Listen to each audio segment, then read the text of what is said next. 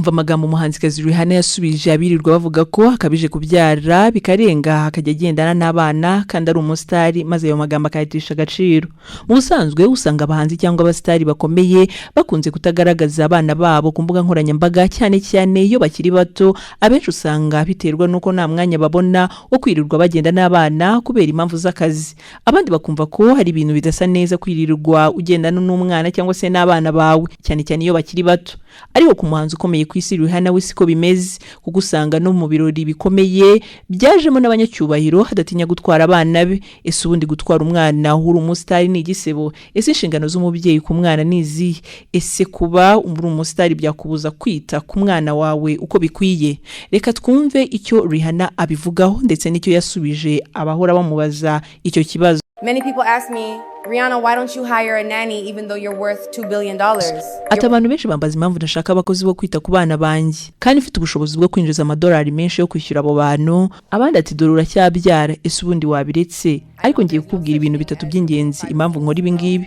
Ati cyambere sinzemera ko abana banjye bakurira mu biganza by'abantu ntazi cyangwa se by'abakozi.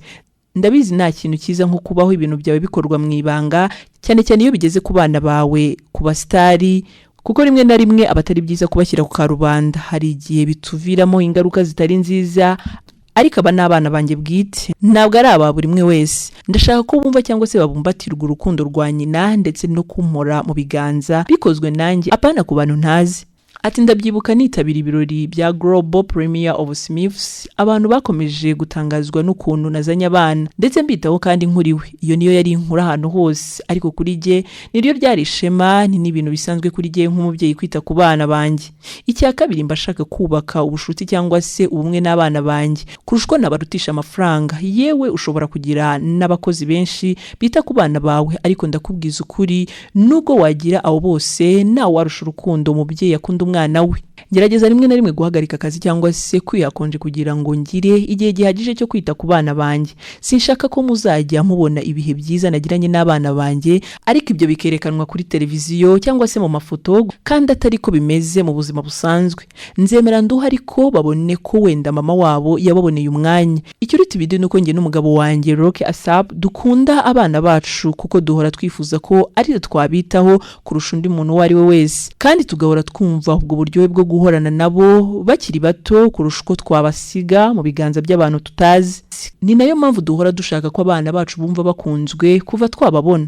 Suko nashaka gutakaza amafaranga cyangwa se ko ntazi aho ibyo byose bigurirwa cyangwa se abo bakozi baba, ahubwo nuko nshaka kuba umubyeyi ushoboye kuzuza inshingano ze. Ibyo ni bisobanura Rihanna yatanze ku bantu bamubajije impamvu ahorana abana.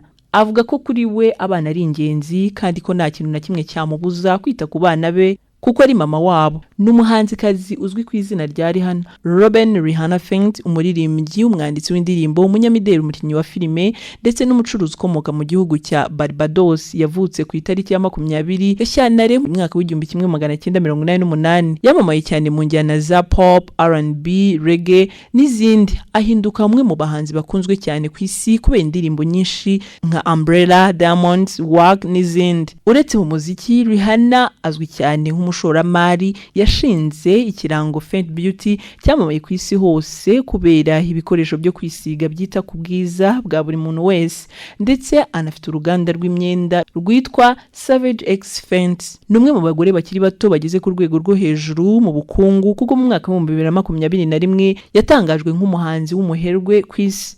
Ngayo nguko uwo ni Rihanna. Ese kuri iyi ngingo uremeranya na Rihanna? Sangiza iyi video ku muntu wese ukora ibishoboka byose kugira ngo akuze arera abana be mu kinyabupfura kandi mu buryo bwiza bimuturutseho aho kubaharira abandi. Ese iyi video ni iki kwigisheje? Nge nari Ntagara Delphine. Kora subscribe, like, share, ukomeze udukurikire wumve inkuru nziza kandi zubaka kuri Ntagara Official. Bifurije guhamuka rongo.